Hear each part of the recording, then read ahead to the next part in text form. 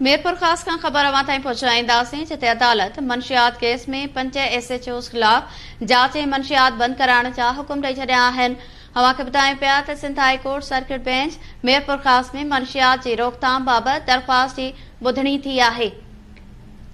उमरकोट जे 5 SHOs Khalil कुंभार, आतिफ शाह, अल्ताफ शाह, अहमद अली रहमून ऐं रियाज़ लगारी ख़िलाफ़ जांच जो हुकुम ॾिनो आहे। वधीक तफ़सील मालूम कंदासीं। लाइन ते मौजूद आहे शाहिद खासेली।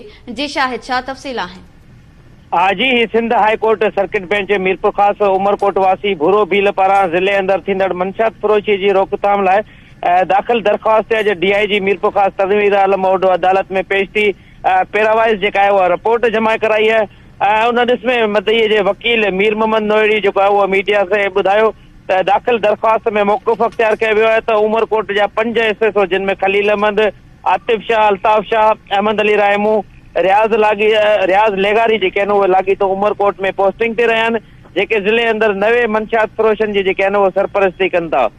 वकील इहो पिणु ॿुधायो त अहिड़नि नवे मंशियात फ़रोशनि ऐं संदनि सरपरस्ती कंदड़ पुलिस ऑफिसरनि जी लिस्ट जेका आहे उहा अदालत में पेश कई हुई आहे। उन मौक़े ते अदालत DIG मीरपुर ख़ास खे हुकुम ॾिनो त इल्ज़ाम हेठि आयल SHO समेत जे विकिरो बाबति जामिया रिपोर्ट ईंदड़ ॿुधणीअ ताईं जेका आहे उहा पेश कई वञे ऐं ज़िले अंदर मंशियात जी रोकथाम जे लाइ असराइता उपाउ कया वञनि। ईंदड़ जेका ॿुधणी आहे उहा 9 अप्रैल ते रखी वई आहे। जी वरी महिरबानी नाज़िम, मीरपुर ख़ास खां शाहिद खासेली तफ़सील ॾिना आहिनि।